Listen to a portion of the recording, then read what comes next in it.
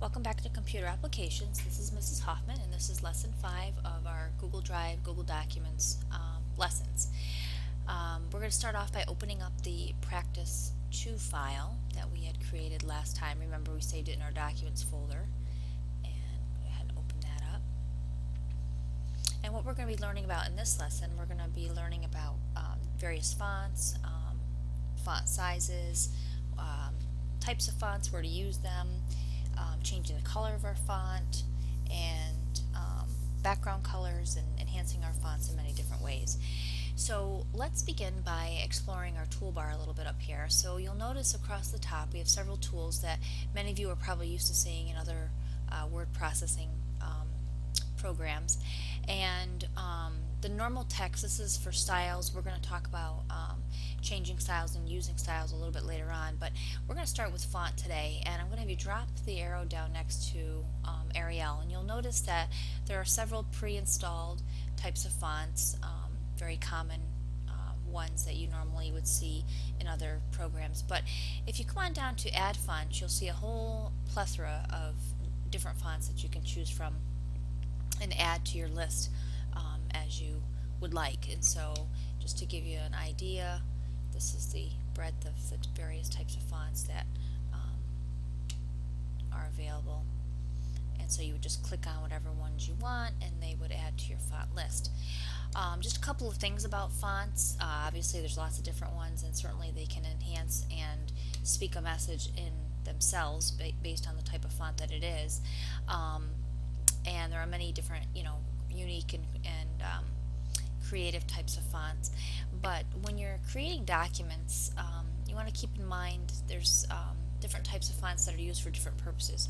For things like headings and side headings and so on, you want to choose a font that is what we call a sans serif font. And what that means is the word sans in Latin means without, and basically it means the letters of the font would not have edges to them. So if we come on down here and look at this one, for example, the destroyed serif font, you can see that it has little tiny edges on the edges of the letters, and this would be called a serif font. And one that does not have edges would be called a sans serif font. So your headings and subheadings would be probably done in a sans serif font, like Arial is a good example of one. And then the body paragraphs of, let's say, your report, you would then go ahead and format using a serif type font.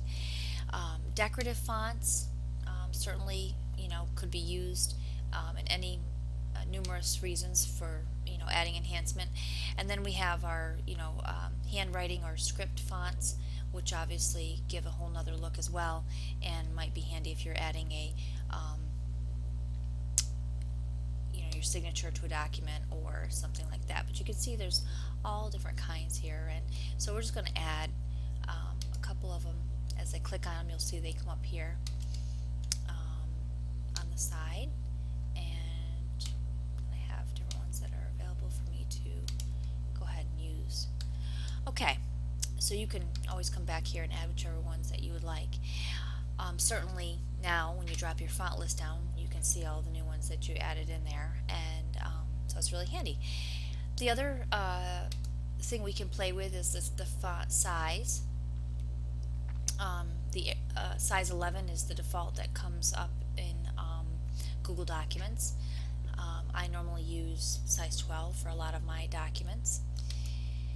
And then you have other enhancements like bold, italic, and underline. This here will change your font color.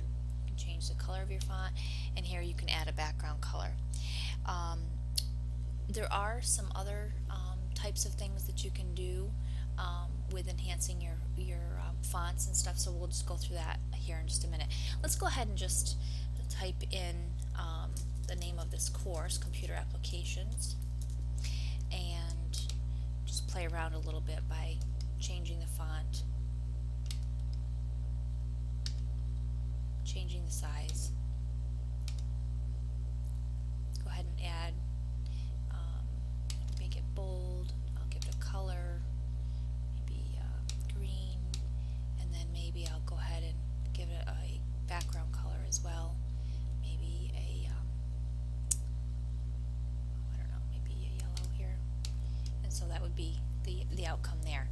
Obviously you can see that it makes and enhances the look of your document quite remarkably in a lot of ways.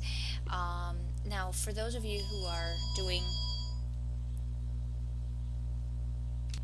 for those of you who might be wondering how to play with what we call subscript and superscript, like if you're typing an equation and you want to do an exponent, that would be a superscript example. If you were typing like a chemistry, like a H2O for water, the 2 would be subscript. So I'm just going to demonstrate those to you.